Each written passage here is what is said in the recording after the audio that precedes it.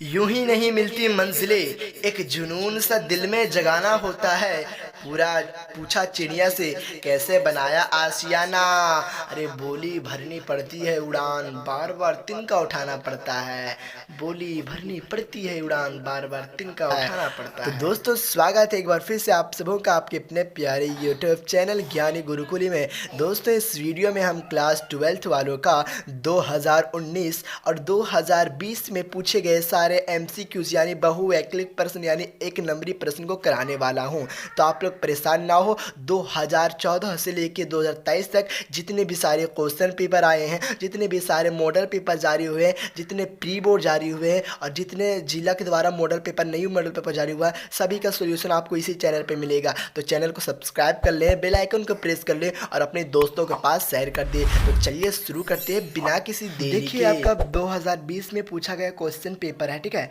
तो question paper है 2020 का। इसका पहले मैं MCQ कराऊंगा, उसके बाद 2019 का कराऊंगा और इसी तरह 2014 तक कराते जाऊंगा, ठीक है। आप लोग टेंशन ना लें। इस वीडियो में हम 2020 और 2019 के क्वेश्चन को बताने वाले हैं। चलिए 2020 के पहला प्रश्न देख लेते हैं। और देखने से पहले 2020 के प्रश्न से आप कितना नंबर ला पाते हैं कमेंट करके बता दीजिएगा। चलिए पहला सवाल है, सिंधु घाटी सभ्यता की जुड़वा राजधानी थी। तो सिंधु घाटी सभ्यता की जुड़वा राजधानी थी हड़प्पा और मोहनजोदड़ो, यानी ऑप्शन नंबर सी सही हो जाएगा, हड़प्पा और मोहनजोदड़ो। चलिए अगला सवाल देखते हैं। सवाल नंबर दूसरा देखिए, महाभारत में कितने प्रकार के विवाहों का उल्लेख किया गया है। तो इसका ऑप्शन नंबर सी सही हो जाएगा, यानी कि 8, ठीक है। आप लोग दिक्कत ना लें, ऑप्शन सी सही हो जाएगा। 8 प्रकार के विवाहों का उल्लेख महाभारत में किया गया था। चलिए नेक्स्ट सवाल है, निम्नलिखित में से किसने पहले भारत में स्वर्ण सिक्के जारी किए थे। तो कुषाणों ने, यानी ऑप्शन नंबर सी सही हो जाएगा। नेक्स्ट सवाल देखिए, जैन धर्म के प्रथम तीर्थंकर थे। तो जैन धर्म के प्रथम तीर्थंकर ऋषभदेव थे।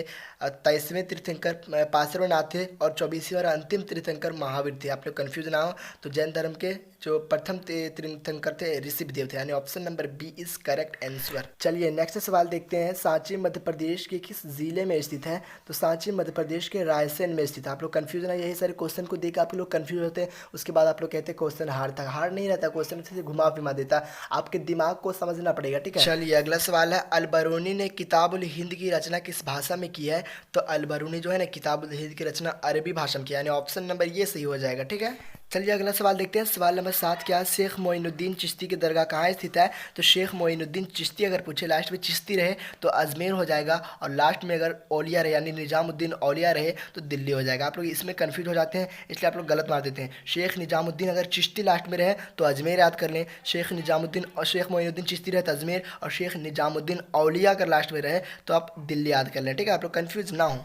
चलिए अगला सवाल देख लेते हैं। सवाल नंबर 8 है, विजयनगर साम्राज्य द्वारा असैनिक और सैनिक सेवा के लिए दिया जाने वाला भूमिदान कहलाता है। तो कहलाएगा अमरम, ठीक है। नेक्स्ट सवाल है, किस मुगल सम्राट ने तंबाकू पर प्रतिबंध लगाया था। तो जहांगीर ने तंबाकू पर प्रतिबंध लगाया था और अकबर ने उसे पहले बार सबसे पहला जो सेवन किया था अकबर किया था, और जहांगीर उसका प्रतिबंध लगा दिया था, ठीक है। ऑप्शन नंबर सी सही हो जाएगा, यानी 9 का ऑप्शन सी। चलिए नेक्स्ट सवाल देखते हैं। आइन ए अकबरी कितने भागों में वे विभक्त है। था आइन ए अकबरी 5 भागों में विभक्त है, ठीक है। आप लोग टेंशन ना ले, आइन ए अकबरी 5 भागों में विभक्त है। यही सारे प्रीवियस ईयर क्वेश्चन रिपीट होने वाले, आप लोग टेंशन ना ले। यहाँ से करके जाते हैं तो आप लोग 40 में 40 ला लेंगे, ठीक है। चलिए अगला सवाल देखते हैं। ब्रिटिश ईस्ट इंडिया कंपनी की स्थापना कब हुई थी। तो इसका ऑप्शन नंबर ये सही हो जाएगा, 16 से AD मतलब होता है ईस्वी, ठीक है। अगला सवाल देखिए, सवाल नंबर 12 क्या है, ब्रिटिश ईस्ट इंडिया कंपनी की स्थापना कब हुई। तो सवाल नंबर 12 देख लीजिए क्या है कि 1857 के विद्रोह के समय भारत का गवर्नर जनरल कौन था। तो भारत का गवर्नर जनरल था कैनिंग, लॉर्ड कैनिंग, ठीक है, लॉर्ड कैनिंग, यानी ऑप्शन नंबर इसका सही हो जाएगा। चलिए अगला सवाल देखते हैं। सवाल नंबर 13 क्या, भारतीय राष्ट्रीय कांग्रेस के संस्थापक कौन थे। तो इसका ऑप्शन नंबर सी सही हो जाएगा, ये वो ह्यूम यानी एलन ओक्टेवियन ह्यूम, ठीक है। नेक्स्ट सवाल है, सवाल नंबर 14 क्या है देखिए। नेक्स्ट सवाल है, सवाल नंबर 14 है, ब्रिटिश प्रधानमंत्री एटली ने भारत को सत्ता सौंपने की घोषणा कब की। तो इसका ऑप्शन नंबर जो है ना सी सही हो जाएगा, 20 फरवरी 1947। नेक्स्ट सवाल है, संविधान सभा के अध्यक्ष कौन थे। तो इसका आपको कमेंट करके बताना है संविधान सभा के अध्यक्ष कौन थे, अगर आपको इसका आंसर जानते हैं तो यहाँ तक यानी 2020 में केवल ऑब्जेक्टिव प्रश्न 15 पूछे जाते थे। अब 2019 के प्रश्न को देख लेते हैं। अगर आप यहाँ से प्रीवियस ईयर क्वेश्चन कर लेंगे भैया तो एक भी खाली जाने वाले नहीं है। अब आप यहाँ से 2019 के प्रश्न को समाप्त करें और देखिए, यहाँ से 2019 के प्रश्न पत्र हैं जो ऑब्जेक्टिव वाले सिर्फ करा रहे हैं। आप लोगों का सपोर्ट अच्छा रहा, रहा, प्यार अच्छा रहा, आप अगर हमें मोटिवेट करते रहे तो आप लोगों के लिए सब्जेक्टिव का भी वीडियो ला लूँगा, बहुत ही जल्द लाऊंगा, बल्कि आज ही अपलोड कर दूंगा। ठीक है, चलिए प्रश्न देखते हैं। प्रश्न संख्या 1 क्या है? सिंधु सभ्यता का कौन सा स्थल मृतकों के टीला के रूप में विख्यात है? तो इसका ऑप्शन नंबर बी सही हो जाएगा, मोहनजोदड़ो। नेक्स्ट सवाल है, महाभारत का युद्ध कितने दिनों तक चला था? तो देखिए 2020 में भी यह क्वेश्चन पूछा गया था, महाभारत का युद्ध कितने दिनों तक चला था? तो इसका ऑप्शन हो जाएगा 8 दिनों तक, सॉरी 18 दिनों तक। महाभारत का युद्ध 18 दिनों तक चला। चलिए नेक्स्ट सवाल देखते हैं। सवाल नंबर 4 क्या? मौर्य साम्राज्य का तृतीय शासक कौन था? इनका जवाब आपको कमेंट में देना है। ठीक है, क्योंकि मौर्य साम्राज्य के बारे में आप तो जानते होंगे, चंद्रगुप्त, अशोक, बिंदुसार, इतने सभी के बारे में जानते होंगे। तो मौर्य साम्राज्य का तृतीय शासक कौन था? अभी इसके बारे में जानते हैं, देखते हैं आप लोग जान रहे हैं या नहीं जान रहे हैं। ठीक है, नेक्स्ट सवाल देख ले फटाफट से। गुप्त राजवंश के किस शासक को भारत के नेपोलियन कहा जाता है? तो भारत के नेपोलियन जो कहा जाता है उनका नाम क्या है पता है आपको? भारत का नेपोलियन कहा जाता है समुद्रगुप्त को, यानी ऑप्शन नंबर बी सही हो जाएगा। क्वालिटी अच्छी नहीं मिल पा रही हो तो आप अपने मोबाइल की क्वालिटी को बढ़ा लें, यानी 360p में कर लें, आपको सही से दिख जाएगा। ठीक है, आप लोग टेंशन ना लें, क्योंकि कुछ पाने के लिए कुछ खोना पड़ता है, हंसने के लिए रोना पड़ता है। चलिए वो सब बात छोड़िए। सवाल नंबर 6 देखिए, अल-बरूनी किसके साथ भारत आया था? तो अल-बरूनी महमूद गजनी के साथ भारत आया, यानी 6 का ऑप्शन नंबर ये सही हो जाएगा, महमूद गजनी। कहीं कहीं महमूद गजनवी भी लिखा रहता है, आप लोग कंफ्यूज ना। चलिए सवाल नंबर 7 देख लीजिए, बिज्जक में किसका उपदेश संग्रहित है? तो इसका ऑप्शन नंबर ये सही हो जाएगा, कबीर का। ये सब बहुत ही महत्वपूर्ण क्वेश्चन है मेरे भैया।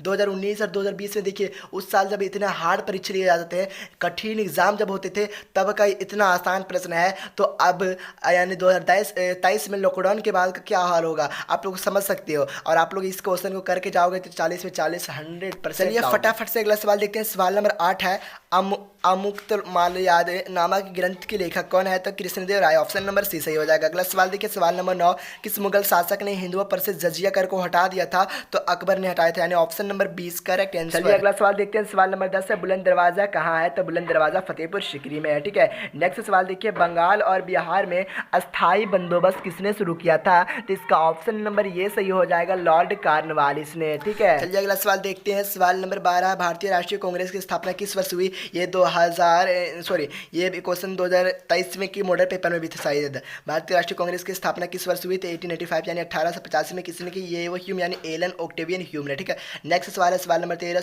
स्वराज पार्टी की स्थापना कौन थे?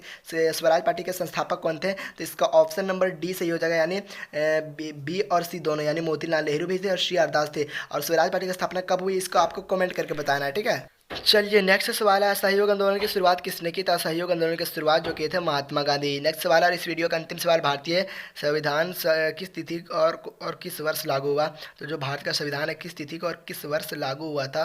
तो 26 जनवरी 1950, 26 जनवरी 1950 इसका करेक्ट आंसर हो जाएगा। दोस्तों इस वीडियो में हमने आपको 2020 और 2019 के जितने भी MCQs प्रश्न पूछे गए थे, यानी 15 2020 में पूछे गए थे और 15 2019 में सारे को करा दिया है, और इसी तरह हम 2014 तक करा देंगे। तो आप लोग टेंशन ना ले मेरे भैया। और मॉडल पेपर जितने भी जारी हो सारे का सोल्यूशन मिलेगा, जेक जो जारी किया उसका सोल्यूशन मिलेगा, न्यू मॉडल पेपर जो जिला तरफ से जारी हुआ है, 3 मॉडल पेपर जारी हुआ था उनका निचोड़ सोल्यूशन मिलेगा। तो अगर आप हमारे चैनल पर नए होंगे, चैनल को सब्सक्राइब कर लें, बेल आइकन को प्रेस कर लें और अपने दोस्तों के पास शेयर कर दें। मिलते हैं अगले वीडियो में कुछ खास चीज़ों के साथ बहुत ही जल्द। वंदे मातरम।